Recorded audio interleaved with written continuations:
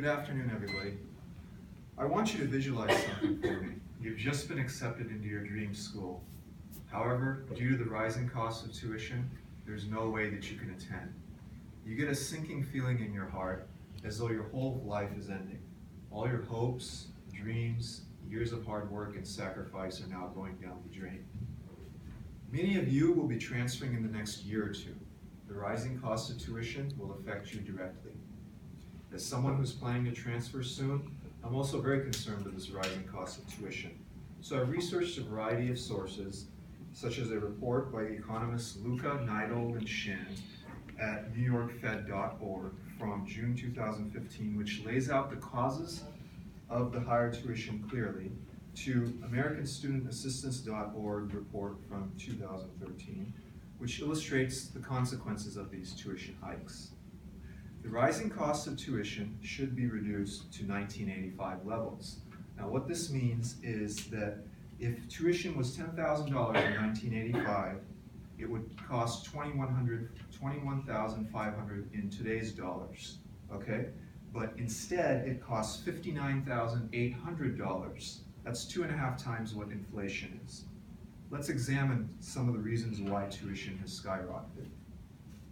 The cost of higher education has gone up by 585% since 1985. The government has made the situation worse by increasing financial aid to colleges. This was predicted 25 years ago by then Secretary of Education, William Bennett. He stated, increases in financial aid allow colleges to blithely raise tuition.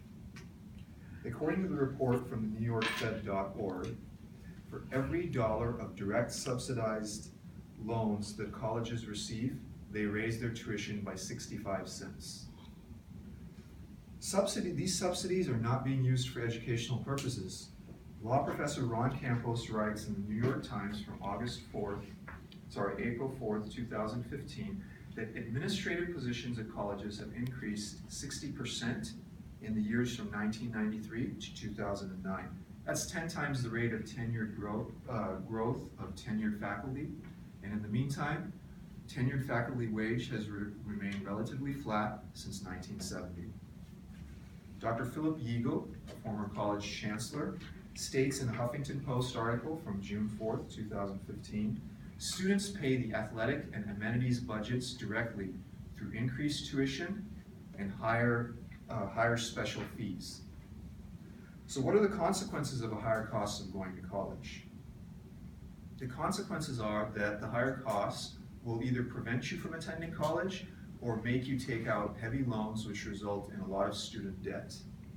Over the course of their lifetime, people without a college degree will earn less and be subject to a loss of job in an economic downturn. Professors Carnival, Rose, and Chia found in a Georgetown University study, The College Payoff from 2015, that non-degree holders were subject to lower skilled jobs, lesser wages, and higher rates of unemployment during our last recession. They also found that people without a bachelor's make only $30,000 a year versus $50,000 for their college-educated counterparts. Another negative of raised tuition is the higher student loans that young Americans face. This prevents them from getting on their feet early on in life.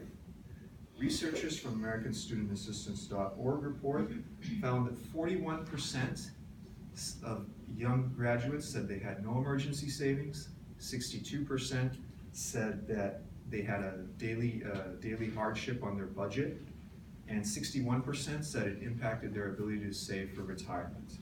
So what can we do to rectify this situation? Students can protest, use media, take their complaints to politicians and administrators, as well as use alternative paths to paying for higher education.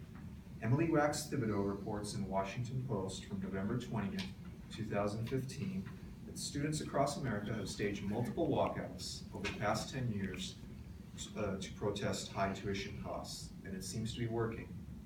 Tim Worstall reported in Sacramento Bee from April 3rd, 2015, that UC's froze tuition for 244,000 students, which would represent 6 years of stagnant tuition. Additionally, for years, Washington State students had been saying that the best form of financial aid was lower tuition. Washington State Legislature has listened to them. For the 2016-17 year, they have cut tuition by 15 to 20%. Students can also use alternatives like community college and tuition reimbursement programs. One unit at a California community college costs $46. One unit at UC costs $289. According to financial coach Linelia Kalfani-Cox, who wrote in Forbes magazine from September 25th, 2015, 57% of businesses now offer tuition reimbursement to all of their employees. Now let's look at the benefits of a reasonably priced college education. Jobs requiring a college degree pay more and offer better health care for employees and their families.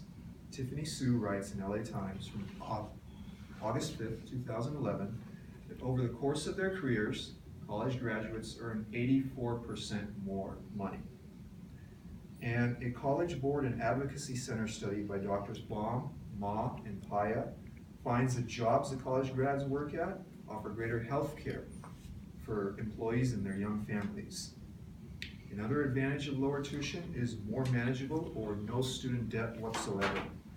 Less debt means that Americans can buy a home, they can buy a car, they can start a family and contribute to the economy positively. Less debt also means that they can enter the field of their choice. That is, they can wait a little bit to get a job after college and enter the area that they studied in, as opposed to just grabbing the first job they can get their hands on because they have to pay debt down. And this is according to the study from the American Student Assistance.org report. So in conclusion, there are three main points here. The cost of college tuition has risen dramatically. Students can protest, use media, and push politicians and administrators for a reduction in tuition. The benefits of reasonably priced education include higher wages, better health care, and financial freedom. The rising costs of tuition should be curbed. You can make this change possible by making your voice heard. Protest. Speak to your local administrators and politicians to make them aware of the issue and use media to spread the word. The power to bring about change is in your hands. Use it to better your future. Thank you.